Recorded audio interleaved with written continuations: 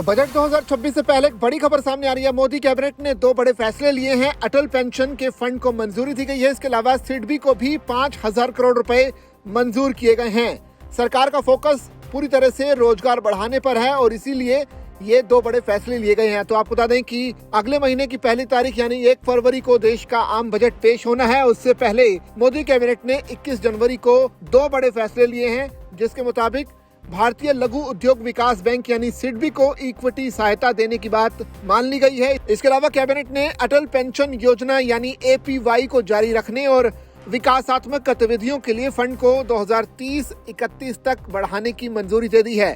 प्रधानमंत्री नरेंद्र मोदी की अध्यक्षता में हुई केंद्रीय कैबिनेट की बैठक में ये 2 बड़े फैसले लिए गए, जिसके मुताबिक सिडबी को 5,000 करोड़ रुपए की इक्विटी सहायता दी जाएगी। साथ ही अटल पेंशन योजना को भी आगे जारी रखा जाएगा। इसके लिए 2030-31 तक बढ़ाने की मंजूरी दी गई है और इसी के लिए इसको कुछ पैसे भी दिए जाएंगे। ये जो इक्विटी पूंजी है वित्तीय सेवा विभाग यानी DFS के माध्यम से सिडबी में डाली जाएगी। 5,000 करोड़ रुपए की जो 3 चरणों में इसे भेजा जाएगा, इससे करीब 25 लाख नए MSME लाभार्थी जुड़ेंगे। 5,000 करोड़ रुपए के इक्विटी पूंजी निवेश के बाद वित्तीय सहायता प्राप्त करने वाले MSMEs की संख्या वित्त वर्ष 2025 के अंत में करीब 76 लाख से बढ़कर वित्त वर्ष 2028 के अंत तक 102 लाख होने की उम्मीद जताई जा रही है। अब जाहिर सी बात है, MSME के लिए जो पैसा जारी किया जाएगा तो इससे नौकरियां भी बढ़ने की उम्मीद है। MSME मंत्रालय की आधिकारिक वेबसाइट के जो ताजा आंकड़े हैं उसके मुताबिक करीब 7 करोड़ MSMEs द्वारा 3,016 करोड़ रोजगार सृजित किए गए हैं। इसके हिसाब से देखा जाए तो हर MSME में करीब 4 व्यक्तियों को रोजगार मिला है।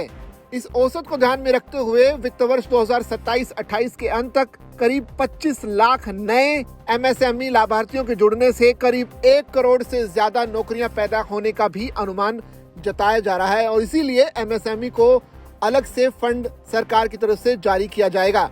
इसके अलावा अटल पेंशन योजना एक बहुत ही आम लोगों के लिए बहुत सरल पेंशन सरकार की तरफ से बनाई गई है, जिसमें आप रिटायरमेंट के वक्त अपना अच्छा खासा एक फंड क्रिएट कर सकते हैं और उसे भी सरकार ने अब जारी रखने का फैसला लिया है। केंद्रीय कैबिनेट ने अटल पेंशन योजना को वित्त वर्ष 2030-31 तक जारी रखने के साथ साथ प्रचार और विकासात्मक गतिविधियों के लिए भी वित्तीय सहायता बढ़ाने को मंजूरी दी है।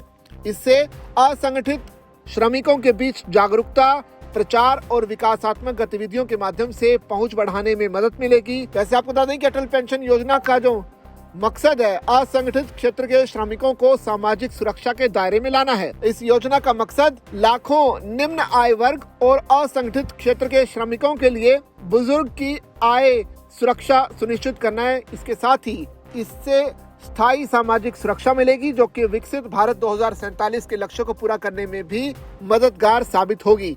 यानी बजट 2026 से पहले सरकार ने 2 बड़े ऐलान किए हैं। एक तो MSME के लिए फंड और दूसरा अटल पेंशन योजना को 2030-31 तक जारी रखने का ऐलान। जाहिर सी बात है, दोनों से ही सरकार को ज्यादा अपेक्षाएं हैं और इसीलिए इन्हें आगे बढ़ाने का भी फैसला लिया गया है।